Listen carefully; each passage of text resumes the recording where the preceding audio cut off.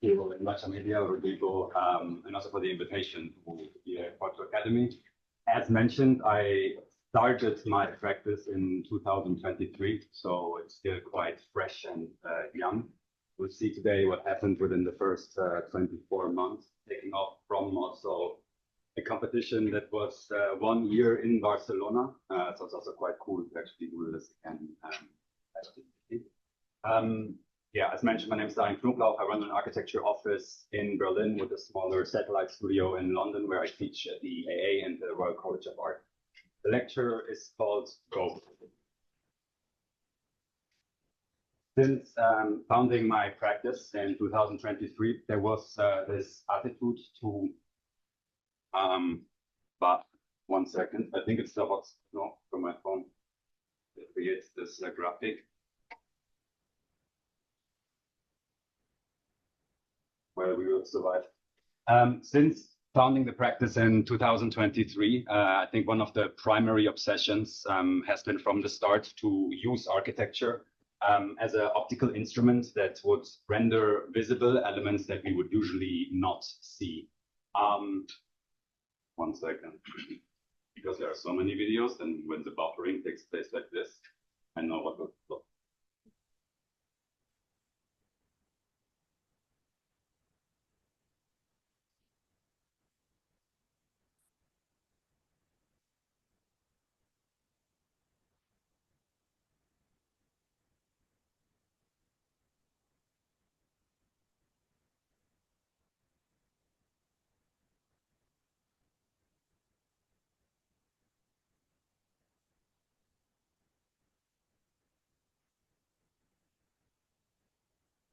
Okay, we connected, share, yes,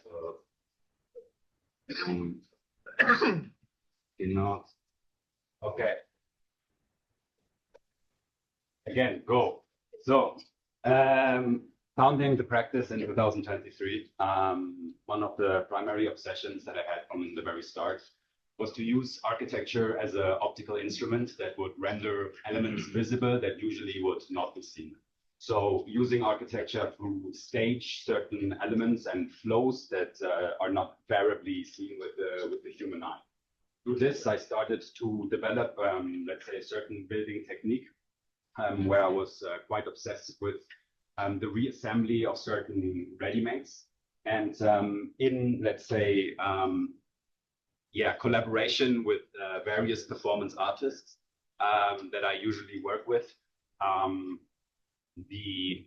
but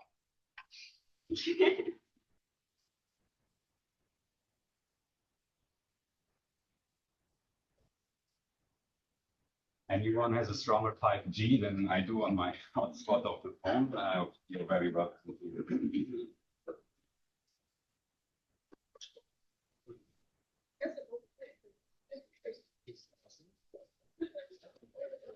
Daryan, yeah, Wi-Fi. Yeah, they told me that the Wi-Fi is not working.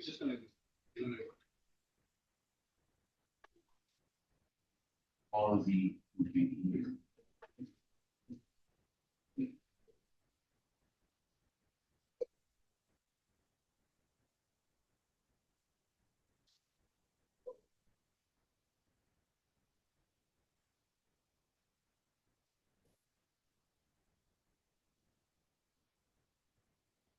let's see if anything becomes a bit, this looks good. Fantastic. Okay, so in parallel with working with different ready-mades, there is also this obsession with constant collaborations that would take place with different performance artists that just come from a more fast-paced environment. But since this continues left, I mean, I will just skip these slides, unfortunately. Okay, we start with the first project. Cares about the videos. The competition that was mentioned was launched in 2023. It was run by the City Council of Barcelona, operated through the Mies van der Rohe Foundation, and basically opened up with a brief that asked for thinking about the pavilion for a next generation. No, So in a way, being confronted with the fact that I was back then 29 years old, I was like, I am that next generation, so I don't address the pavilion to, let's say, my own peers. I want to address it to a different struggle. So I started to write a brief in which basically the environmental aspect in Barcelona of very low air quality became somehow the driving force to operate a brief that was obsessed with rendering visible the invisible air pollution of Barcelona itself.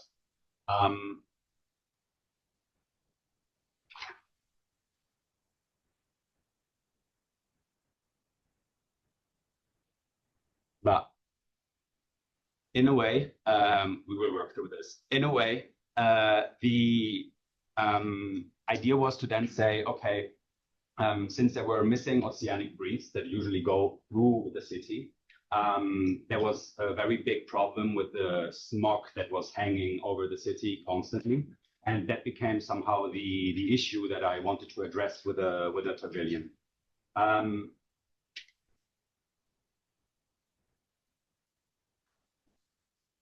So in parallel to this, research started on two different fronts. One was looking into the deep history of air pollution. The other one was looking into the possibility of using certain light structures, aluminium structures, as ready-made components that can be tuned into a final form. So basically with these two frontiers, one looking into the past and the other looking into the future, a project emerged, which was called Free Air. So these GIFs, which usually play as HD, very smooth, and this image were the two elements that I provided to the competition jury, because I knew back then you only had to write the A4, basically one A4 paper of your intentions of what you want to do during that competition, and put your name on top. But I knew, if they see Daryan Knoblauch, they don't know who I am. So I don't only send the A4 paper, I also sent them a first rendering of the proposal, and I also sent them the GIFs in order to just generate, let's say, a bit more weight on the end. And funnily enough, what happened over a course period now of the last 2 years is that basically this rendering, which I refer to as like an assembly drawing, became kind of a continuous image that follows all projects right from the start. And what it tries to showcase is a moment within construction sites in which the quite monumental form is kind of reshifted, twisted, deformed, not used as usual, but actually tries to showcase that it's done with very mundane tools, very mundane elements that allow two human hands to put this thing together. So this oscillation between monumental form and, let's say, smaller scale assembly became quite an important attitude. The pavilion was built right next to the design hub. You can also see in the back the friends of Parabase being over here. And down here, Free Air, which was designed from the start with the intention to operate as a device, as a gathering machine for the people of Barcelona, addressing the air quality of the city through various tools that were installed inside of the pavilion. They ranged from solar panels to certain wind tunnels to these textile panels, which I will get to in a second, that were coated with photocatalytic spray.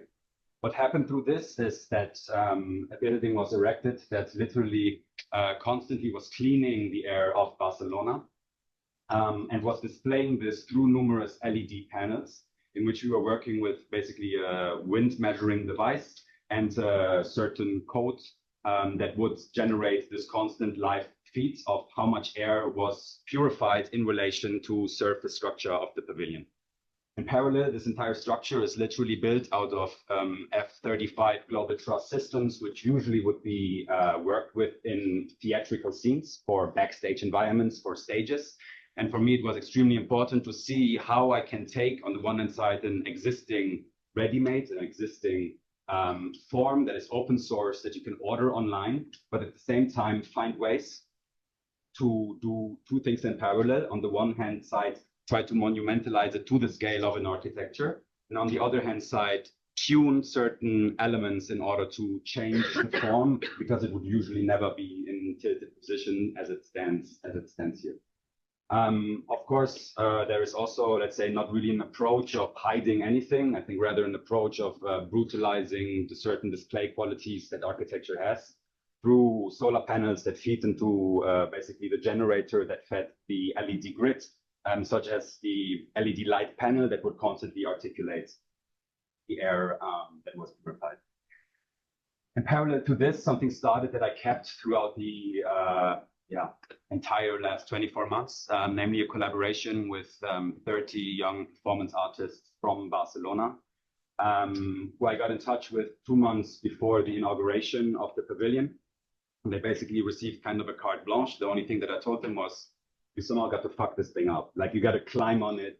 It should be teared on. There should be a certain interaction with the actual thing.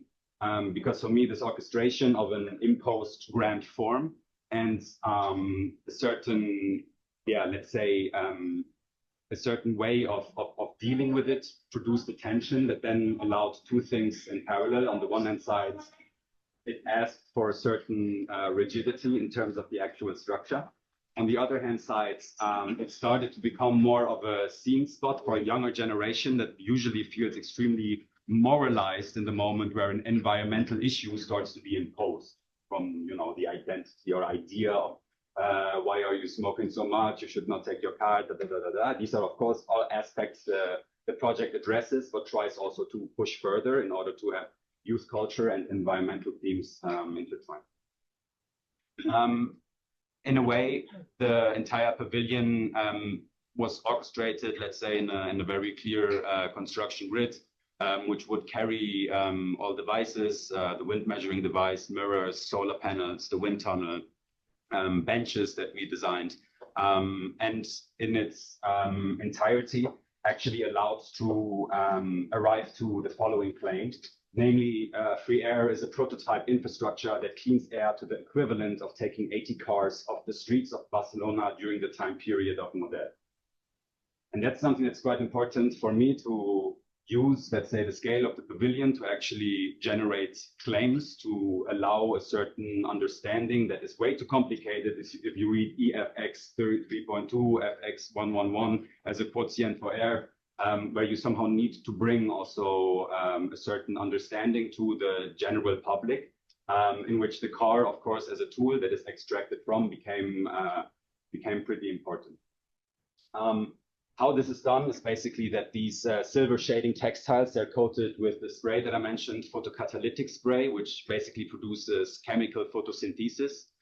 This means that NO2 from the car is snatched against the surface of the actual panel.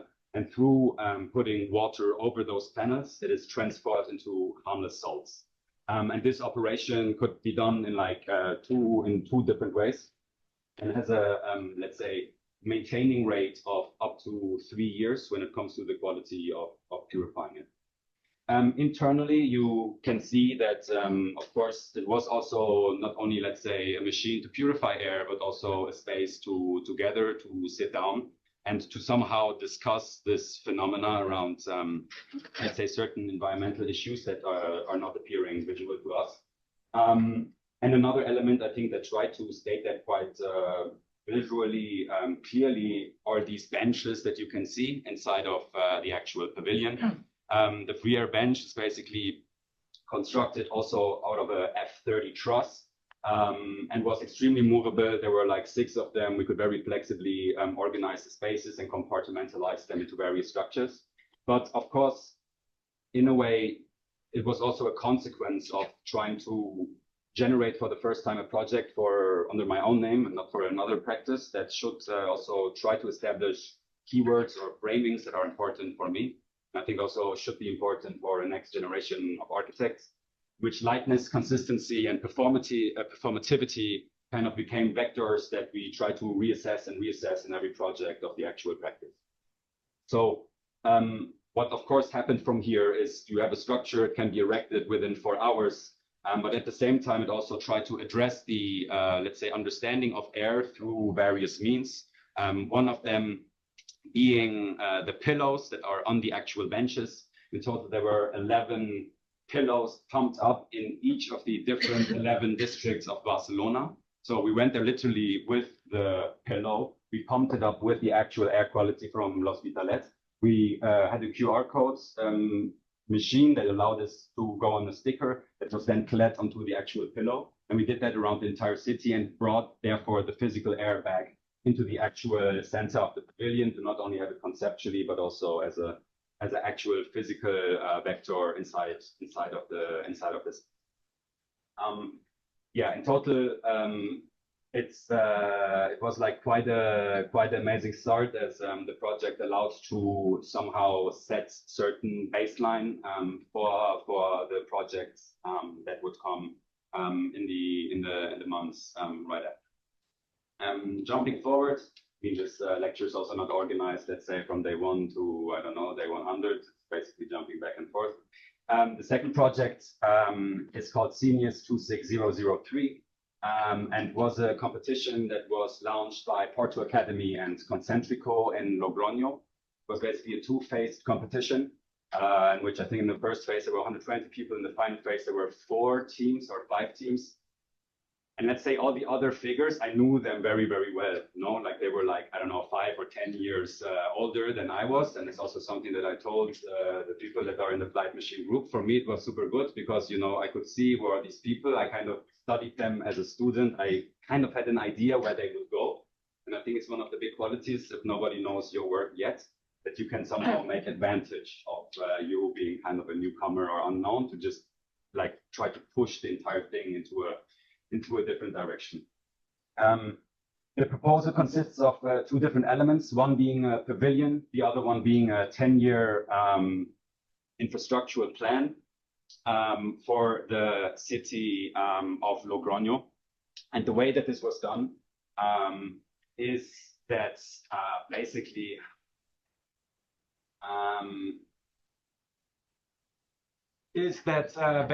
the entire project tries to impose the idea of a pavilion that can be reassembled every year in different morphologies.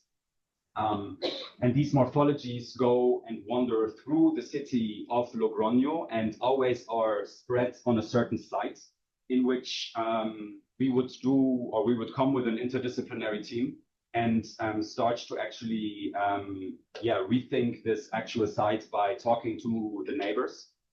And maybe I just do it like this, because then you can see the fluid image. I have the perfect presentation here.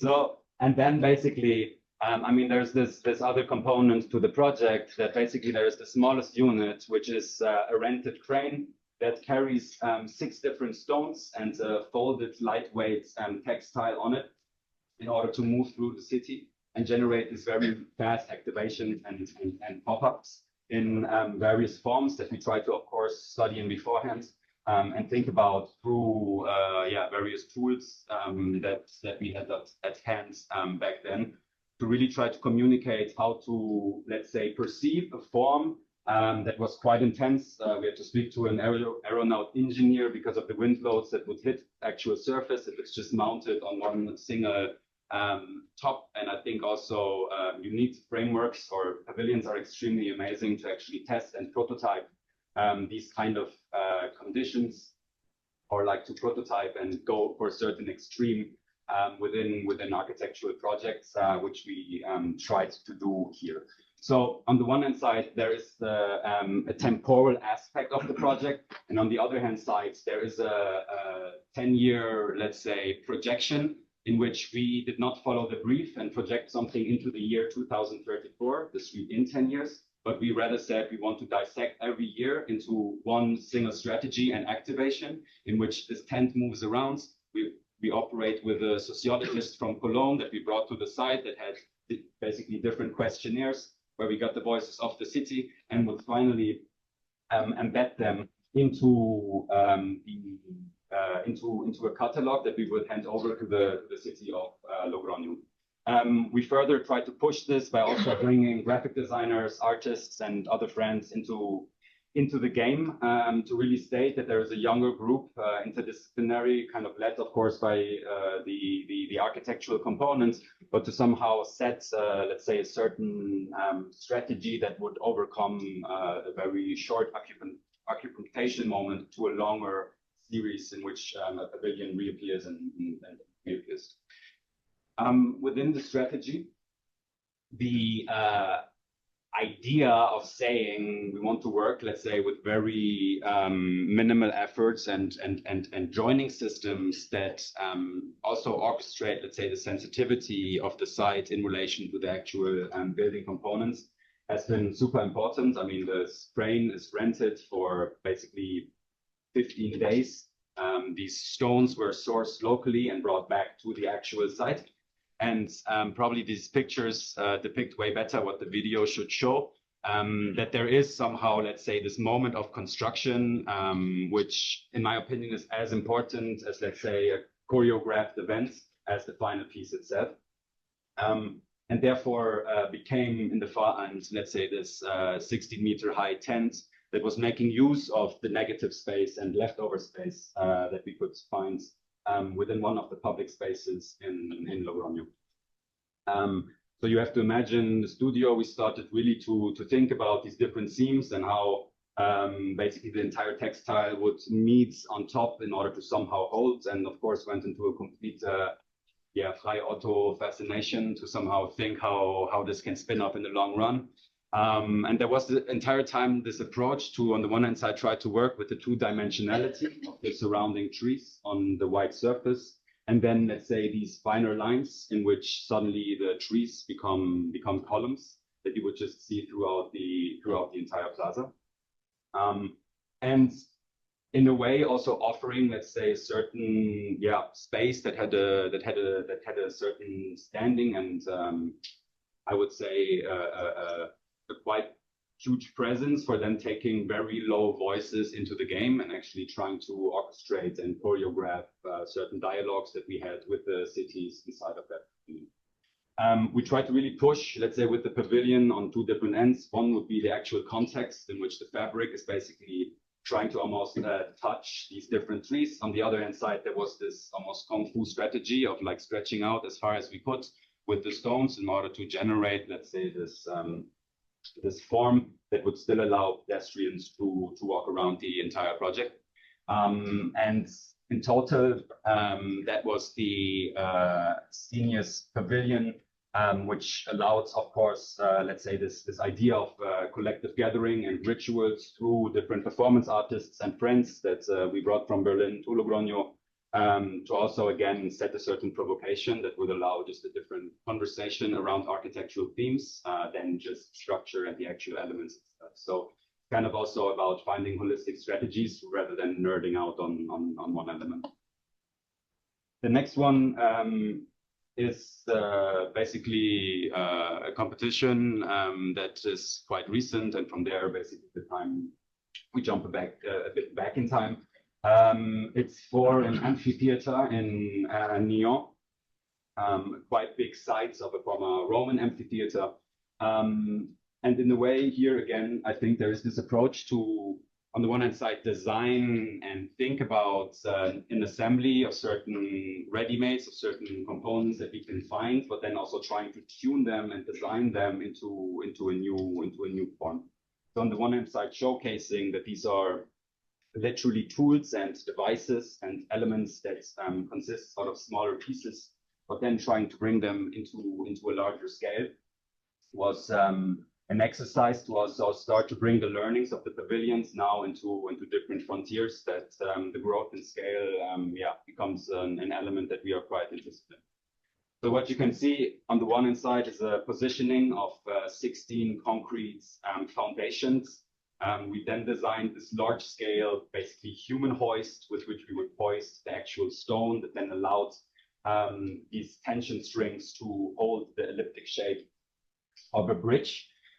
This bridge is designed in a way as that it, on the one hand side, of course, tries to pay tribute to the Romans by having a glazed flooring that allows a visual connection to the actual amphitheater wall, but at the same time was also about, let's say, finding a condition in which In this topography, you would actually have a view into the actual periphery rather than only obsessing about the past. In total, in its form, it just literally follows the amphitheater wall with a very, let's say, small entry point towards the south, and you go out in the north. Structurally, of course, these components that hold in tension an underspent arm that tries to position the 4 different glass plates have been elements that we were trying to experiment and prototype to a certain extent. Until also arriving to this question, okay, can basically a tool, a device become something more than just its functional use? And can it suddenly become a light that orchestrates basically the chance to also visit this site by night? Can we use, let's say, very bare and minimal tools like a certain drainage pipe that is just cut off as a plastic pipe, in which basically the water just runs into the peripheral gutter and then brings it out to the actual flooring without, in the end, touching the amphitheater wall, stretching literally across this entire site. The next project is called Warm. It starts with 2 videos, so we'll just let's get this, and maybe this one works. Let me try. It works. So the idea with Warm is that basically a performance artist called Judeline contacted us and asked for a scenography, a device that would allow him to do a performance at -10 degrees in the dark forest of Germany. Basically worst conditions ever, no? So it was like 22 degrees. He was, well, we as an audience were freezing like crazy, but he was just standing there without clothes on, completely painted in silver, and was kind of illuminated for the first time inside of a forest that, you know, the German Center of Literature in Germany, they own this forest, and also discovered for the first time how it looks if seen through artificial light rather than through sunlight. In which, yeah, Jojo was kind of inside of the center of this very small project that only had a foot stamp of 2 square meters, but had a light sphere that was kind of going up to 1.2 kilometers, on which we would measure the line in which light and shadow meet each other, which was then also used as a holographic device to find various to allow the public to come closer to this light sphere that you would have in the actual.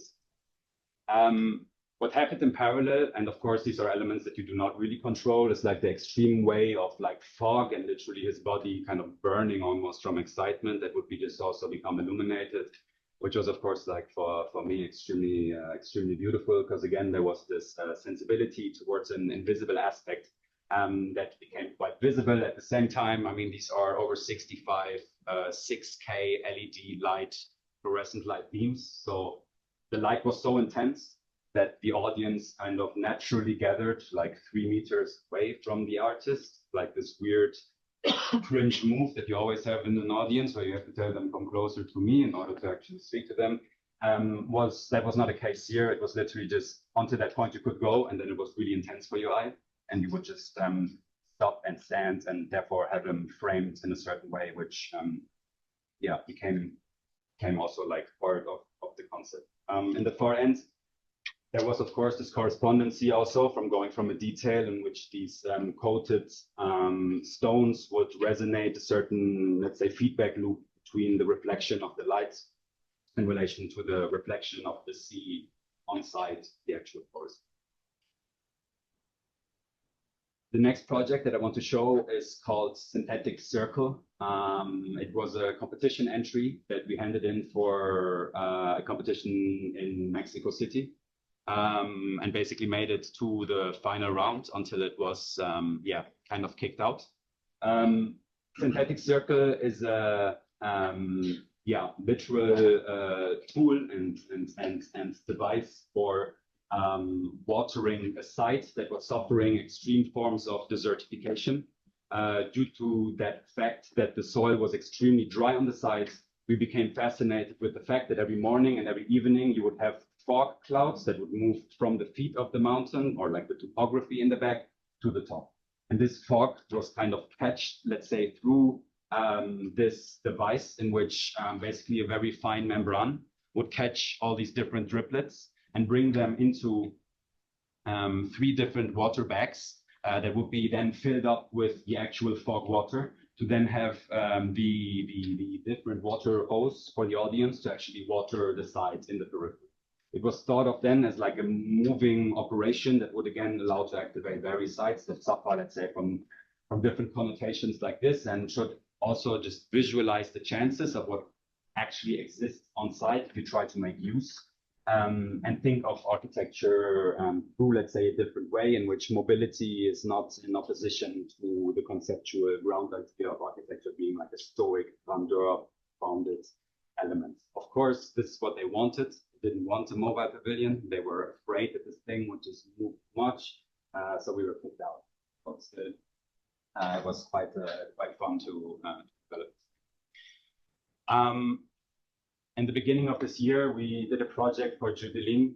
Maybe if you're from Spain, you're familiar with her. She's a pop musician, quite up and coming, and commissioned us for like a world tour design project in which we found ourselves going back to the truss, but this time not only tuning it by adding to, but actually tuning it by completely changing the joinery system. So by cutting existing prefabricated forms, but then finding, let's say, certain welding strategies. It allowed us to generate a pyramid that could be either popped up on a 3-meter height, but it can also grow until being 16-meter high with this central, let's say, swing that was in this.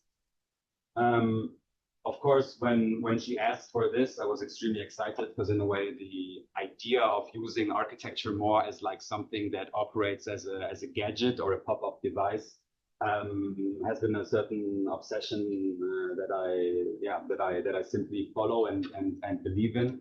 So activating this every 2 nights in various locations within, let's say, the music industry, in which you create extreme loads of dirt and extreme forms of labor that are crashed over and over again, have been quite important. The entire performance was choreographed by performance artists also here from Barcelona, Candela Capitan. But of course, in a way, it's kind of mundane, but as a training for myself and for us in the practice, suddenly you deal with mobile loads. You have 5 performers sitting on that swing. You have to think about the joineries that allow, let's say, that interlock to make that movement. Have been architectural questions that I think can be addressed in various scales and topologies.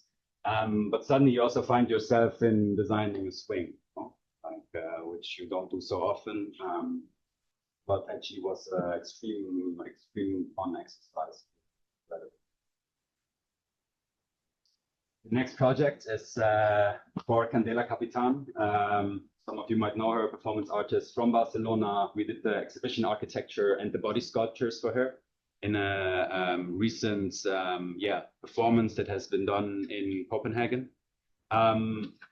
For this, I think 2 elements are important to address. On the one hand side, Candela works a lot on the theme of the sexualization of the female body. So her entire strategy and idea for this project kind of came from her. But she was also in search of someone who would be capable to then design this according to exactly her body measures. And in a way, you know, early pillars of video work and this idea of architecture as a human prosthesis has been something that I follow with an obsession since a long time. So it seemed to be like a perfect project to develop, of course, a quite radical and in some sorts provocative final performance, but also was extremely exciting as it addresses, I think, a question that we cannot run away from as like a new generation in which the digital space in which basically the performance took place has to be as much addressed as, let's say, the physical architecture that we sit within. No, so basically this was streamed in the end to over 650 people that joined this call. And Candela was right from the start just telling me, Daryan, I need a content cage to somehow speak about the fact how different Instagrammers or on social media would feel the necessity to constantly produce new content.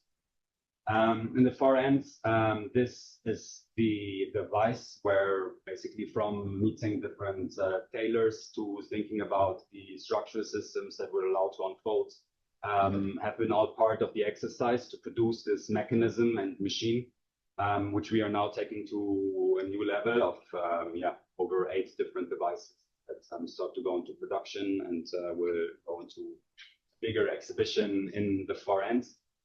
Again, here suddenly the human body becomes the force and vector around which we start to design strings, ropes, and certain systems that again ask, let's say, for an architectural design that we developed for her performance number 3, which was called Flight.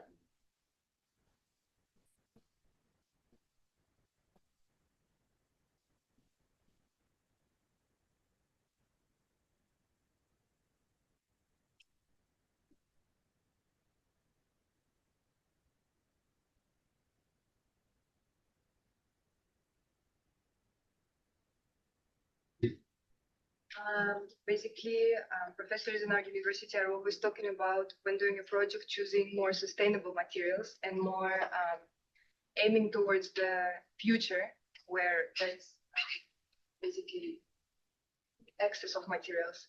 And my question is, when you're doing a project, how do you choose where to invest? Into more sustainable materials or more into the idea itself? Yeah, so basically I try to start off from figuring out what can actually be reassembled or reused. So basically in the studio, we run this exercise that basically we're quite obsessed with just going through certain ready-made booklets that you have to understand what could be potentially reorchestrated into a new form. It does not really come through, let's say, material sustainability, but more, let's say, through construction components that would allow a different intensity for a moment to be articulated, still quite close to an original ideation process. I have to say, though, that I believe you have to deliver both in order to do good architecture. If you project it only onto one of the two, you will only create small moments. But I think in order to have a bigger impact and to stay also closer to one of the elements that makes architecture extremely exciting, one has to try to intertwine idea and technical possibilities within the realm of sustainability. Yeah. Thank you for your lecture. It seems there's a common thread between firms this year about recontextualizing the everyday, like taking mundanity and reassembling it in a way that perhaps is a bit foreign. And I wonder, I guess this is more of a meta question. Have you thought about why this has emerged as a common theme and why it's so prevalent? Like, is it a reaction to consumerism or like a grotesque critique of like the everyday kind of dominating our lives? Mm-hmm. I think that on the one hand side, if you think about it, like 2023, right, the year where at least I started my practice, was a crazy year. We kind of reinvented the way how we would reconnect after 2 years of pandemic, and it also opened up the chance to think about the potential future, and it's just assembled differently. And if you look out of your window onto, let's say, the components that suddenly become, let's say, your almost everyday lens on how to understand the world, you also start to question them. So these, let's say, this dead stock of late capitalism's production is, I think, extremely impactful to go after and try to reinvent and recompose to the extent that, to me, it almost becomes absolutely uninteresting to speak about pure solid form at this point. There is no real context. I think we've passed that in architecture. I hope that we, or at least it's a personal position that I try to also use the practice to counterimpose this way of thinking. And I do also believe that it's strong, that there needs to be more practices that operate like this. I think it can really create a movement that allows new architectural propositions to emerge. That don't reaffirm the status quo, but kind of try to challenge a new way of thinking through elements that we see around us every day. Yeah. Thank you so much for the lecture. We love your work, as you already know. Maybe just like, I was just a short reflection also on the previous comment, that I think that for me, it is also like, I didn't understand why architecture was not more connected through those type of strategies. If you look around you, like almost every contemporary cultural expression deals with that same strategy. No? If you look at music, and it's like kind of facts, like in the last years, like the authors of songs have increased exponentially. So now the author of Judeline song is not Judeline, but it's like 5 different people, because it is like they are taking existing bases or like samples of things, and it's like also like a legal thing of authorship. But you can also see this in contemporary art. Like, you go to a museum and it's everything like recontextualized and everyday objects. In literature also. You have it in fashion as well. So to me, it was like weird that architecture was not that much connected to through those things, no? No, it's absolutely agree. I think it's if you look at also like the early history of one of the fastest growing music components, which is hip hop, no, you're like have sampling in the 1990s, an MPC that was invented in order to take whatever has been in the past, rechop it, remake it, and bring it into form. So we all grew up somehow with this pop cultural impact that is huge within our everyday lives. So projecting that, I think, into architecture is a natural consequence of living in the year 2025 and not in the year 20. And I think we also have like way more amazing tools to actually control these elements to then arrive to a very precise form without becoming sloppy, which I think might also be an issue of the past. No, I actually wanted to make a question.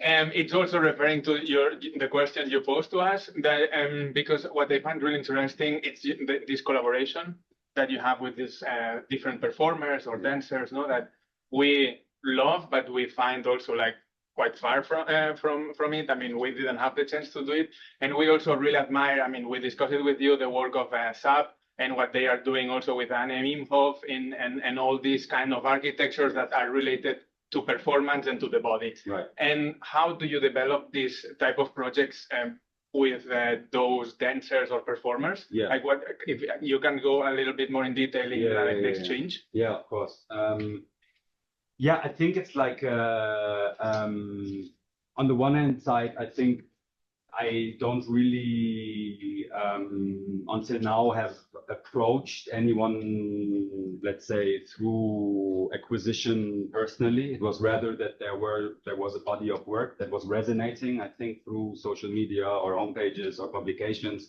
with a younger audience that was somehow situated in the art sector. And then you get the requests like, can we somehow find a way to collaborate, to work together? And it's kind of, I try to embed a certain method right from the start, where of course I just try to understand what is actually the synthesis of the performance that tries to happen. Like, what are the main driving vectors, the research that has been done. If you look at Candela Capitan, she was in a 3-month residency researching on Instagram cow farms in China with like a super dense research. So suddenly you come with a lot of theoretical grounding, and then the architectural work is rather to understand how all these threads can be spatialized. There is never any form, as there is never any aesthetic or never any clear function. So what would usually happen is I take in all these different fragments and informations and almost try to translate them directly into one pitch, being like, okay, I kind of try to understand all these different vectors that you brought as themes. If thinking about it through architecture, this is what I believe can be a framework for you to do this and that. And then it starts to become more intense and more intense. Now you work suddenly with the fact like some people are stronger, some are weaker, somebody can lift things up, others cannot. And there again, it's amazing to just have softwares where you can have an entire body that is scanned, you give it the body weight, give it basically a potentially even like muscular activation, and can literally play with these limitations of the body in order to backlash it into a prosthesis. But in a way, it's also like a very fluent and very beautiful task, as there seems to be a different form of respecting the idea of, let's say, the design, as there is an artist that, of course, comes, let's say, with the general framing and theoretical grounding, but at the same time also asks for an architectural project. And it's something where I think the appreciation of it is always quite close to the first intuition that comes up. It's way faster, of course, than, for example, now, let's say 2.5 years of being somehow now we luckily we passed this pre-permitting phase in Atlanta. So it's also a necessity for me to somehow connect, let's say, to a certain zeitgeist the entire time and try to correspond and also be just inspired a lot by the work that they do and try to feed that back into then more classical ideas of architecture. So I think it's also both ways. I also learn a lot from this interaction. Yeah, like this. Yeah. I have a question kind of regarding this now, because it seems like you're coming into all of it with like all of the projects end up being a very different set of knowledge than anything that has to do with architecture or the standard architectural practice. So like even from the first project now, like chemistry and physics of cleaning air, you know, like it's not something that you do on a normal day being an architect in the traditional sense of the world. So how much of it, I guess the question is, how do you develop that set of knowledge, and or whether it is really your set of knowledge, or rather being able to get in touch with the people that do possess that because it's their discipline? Yeah, I think, on the one hand side, I do believe that there is a misconception in architecture of thinking of the idea of the word, the machine, is very contested, no, due to modernism. But if you go back and you look at already early writings from Vitruvius, you have machina as something that is not the literal machine that crunches and stamps, but something that is actively on site, working as architecture. So you find, Semper drawing its own construction cranes in order to build at the end the actual building. And therefore, of course, you have to ask a scientist or a certain physicist once you start to expand the classical concept. But I also do believe, why should one do a pavilion? Like another pavilion in 2023, if you don't try to push, let's say, for new forms of intersecting lines, and also using architecture, I think, as an extremely interesting nexus of many different expertise fields, where I would even not be too sure if there are not actually very big synergies where you always need the foreign experts. You can expand that, I think, over the engineer also into fields that are coming from other knowledges, and still do architecture with it, no?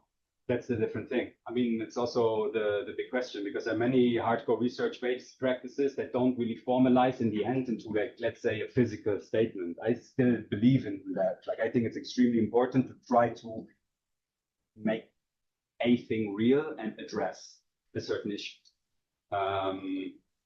And yeah, therefore, it also tries to do this in real life.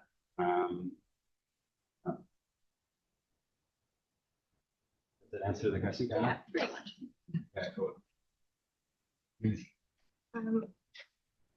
My question would be maybe less philosophical or theoretical, but I share a lot this kind of excitement for the aesthetics of the construction sites and infrastructures and gadgets that you create.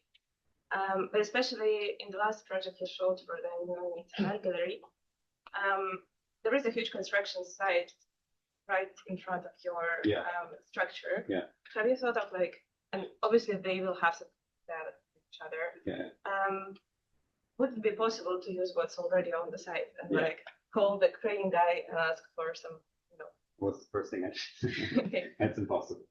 On that side, it's impossible to take anything off or add anything to. So it would be, there was this big discussion, no? Like, how much do you act as if something is possible and how much do you actually take? If we would actually try to take literal leftovers of the process, they basically were extremely reserved and said that they don't really want to be, that there's not really an openness to it. It rather has to come from a licensed production firm, aluminium truss production firm that can say this will hold, da da da da da. So it's really then you start to realize again, okay, I'm not in Logroño, or I'm not, I cannot experiment that hardcore, but you still at the end then need like signature proofed elements where also the budget would not allow to test or prove that the elements that we could find can be reassembled differently and still manage that a sculptural garden with over 400 to 500 visitors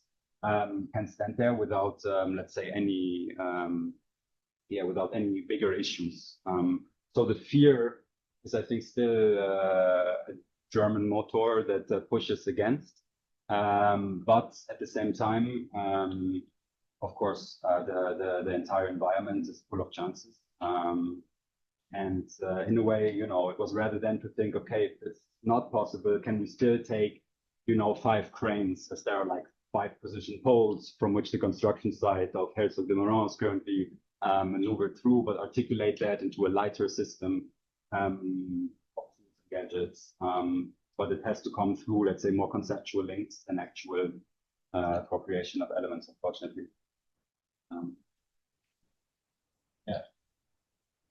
For the lecture, and I have a question regarding like maybe some more political aspect. I find very interesting that like then you mentioned you're somehow against like moralizing powers towards architecture, and like you somehow against like this moral imposed over the architecture, but at the same time it looks like your practice is deeply embedded in political meanings and in like social aspects. And I was wondering, how do you live these dualities somehow, like from escaping from these moralized aspects, but still having to deal and like basing your production on these political meanings?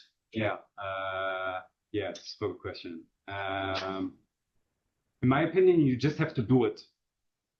You don't have to stand here and say that one thing is good and the other thing is bad. You just have to do the project and show what's there. And the moment that we start to moralize architecture into something that is should be done like this, and if you don't, like something will happen to you, it starts to really become this quite pedantic pedagogical exercise that I was also as a student and a practitioner in different architecture offices really suffering from, where you can see that the harder the moral aspect is, the more the actual machinery that is grinding within the office actually comes from a very different position. So moralization as an advertisement tool for ostensibly good architecture is something that I'm strongly in opposition to. I think you can do projects that clearly address certain meaning and the value that can be read by potentially you or anyone who's interested in the work. But I really shy away from saying, for example, that, I don't know, building a new building is bad because we shouldn't do new buildings, right? Or that we have to all live in collective housing with 2 square meters and hug each other on the carpet. Like, these are a bit extremified, but these are tensions that I was just constantly in a certain way confronted with in German academia as a student and later on in Belgium and different practices.